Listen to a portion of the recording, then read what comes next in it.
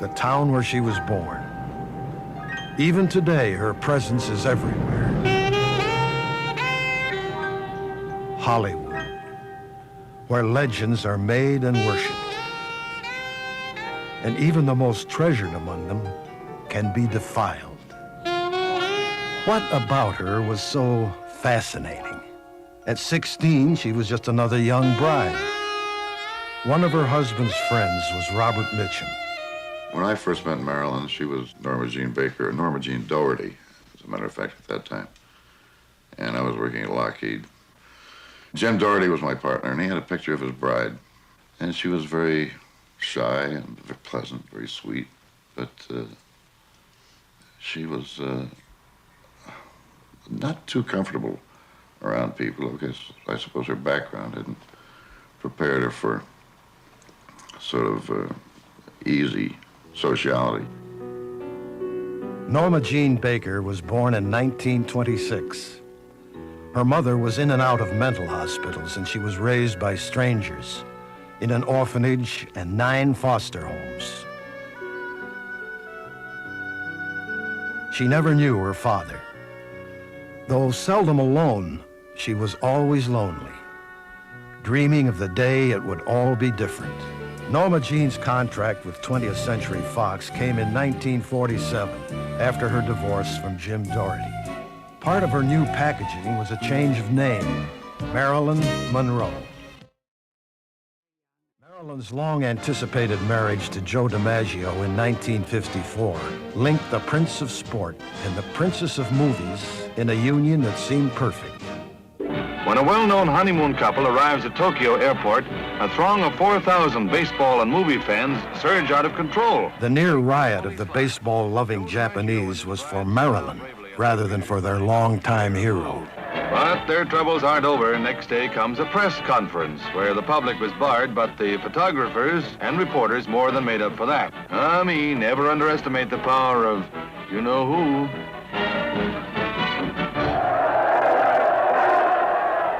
From Japan, Marilyn traveled alone to entertain American troops in Korea.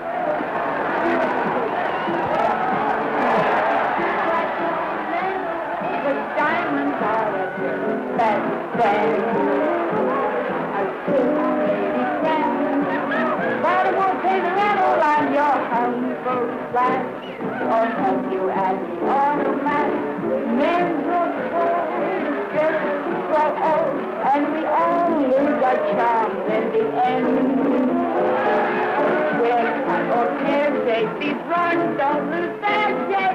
Diamonds are a girl's best friend. Marilyn would later describe this event as unequaled in her lifetime. Never before, she said, had she been showered with so much love.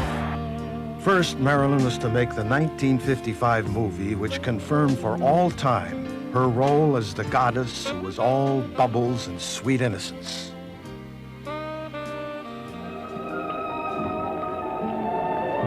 The 7-Year Itch. With this scene, the goddess created her own icon. Didn't you just love the picture? I did. But I just felt so sorry for the creature at the end. Sorry for the creature? Why'd you want him, to marry the girl? He was kind of scary looking, but he wasn't really all bad. I think he just craved a little affection, you know, a sense of being loved and needed and wanted. That's a very interesting point of view.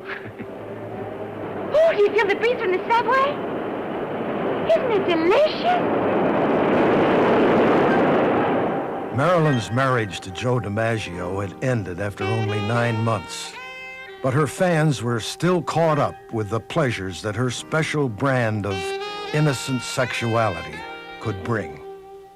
She really felt she didn't have the inner qualifications to fulfill the image of the sex goddess. As a comedian, I think she was very comfortable. But she thought that the whole thing was a lie because it was not her.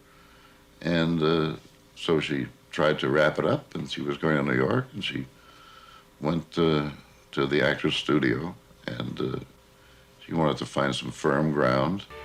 I would like to say that I'm fully confident that in the end my husband will win this case. Americans were again amazed. Marilyn Monroe was speaking out in support of her husband's refusal to name suspected communists before a congressional committee. Her courage only enhanced her role as beloved sex goddess. The acclaim for Marilyn's unique comedic talent reached its peak with her 1959 film, Some Like It Hot, and the goddess of sex was at her playful best.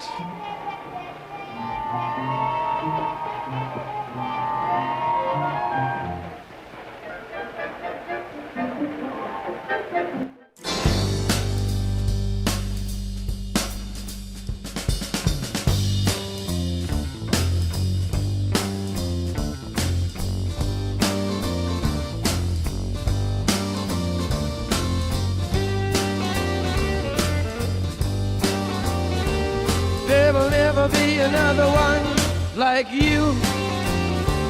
There will never be another one who can do the things you do. Oh, will you give another chance? Will you try a little try? Please stop and you remember we were together anyway. All right. And if you have a certain evening you can lend to me, I'll give it all right back to you, how it has to be with you.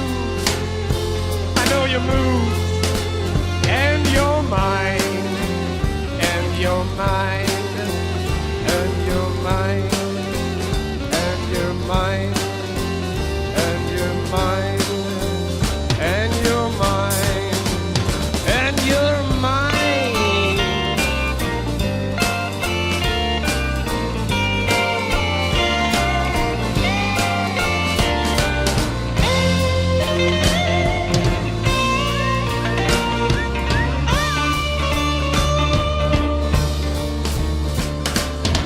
You stop and think and wonder just what you'll see out on the train yard, nursing penitentiary.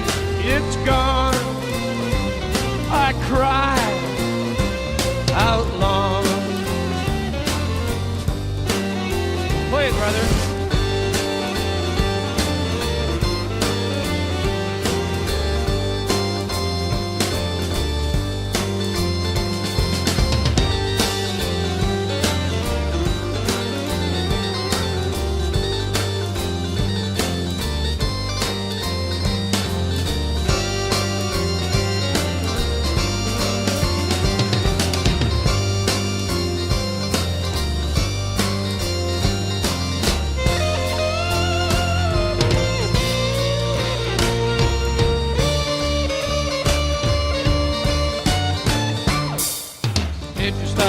Consider how it will feel. Cold grinding grizzly bear jaws hot on your heels. Do you want to stop and whisper in Saturday shore? The whole world's a savior. Who could ever, ever, ever, ever, ever, ever ask for more? Do you remember? Will you stop? Will you stop the pain? And there will never be another one like you.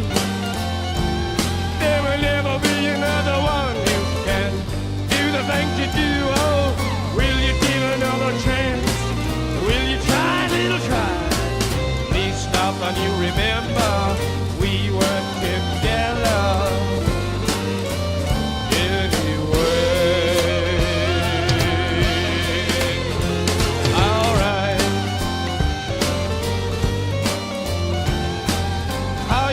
Think and wonder how I must feel out on the meadows while you're on the field.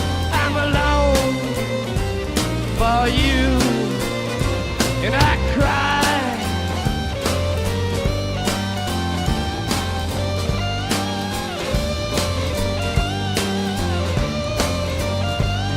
look at him.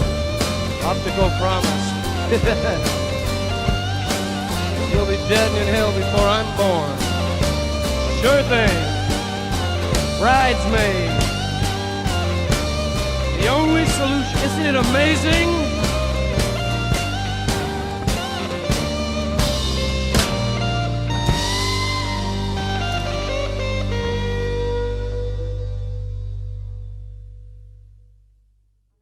I woke up one morning and Marilyn was standing nude looking out at the ocean, and I was sort of from underneath the cover staring at her with great envy, thinking that if I had a body like hers and blonde hair like hers and was tall like her, I would be happy.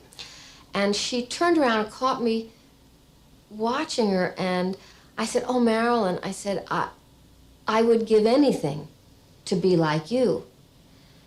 And she looked at me and in complete horror and consternation said, "Oh, no, Susie, don't say that. I'd give anything to be like you. People respect you." Marilyn accepted her second Golden Globe Award. Norma Jean, the little girl from the Vine Street Orphanage, was declared the world's most popular star. She had been practically cut out of her first film. Her last, Something Has to Give, she never finished. Frequent absences, lateness. For the first time ever, Marilyn was fired. The footage that remains shows the Marilyn we always knew, vibrant and gorgeous. But within weeks, her life would be over. The only house Marilyn ever owned is the one she purchased shortly before she died. It's not in the tradition of the Hollywood superstar.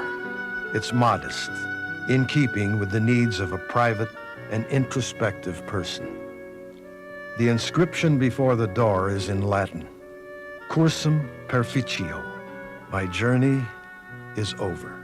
I should think that if Marilyn could be aware of the sort of legendary quality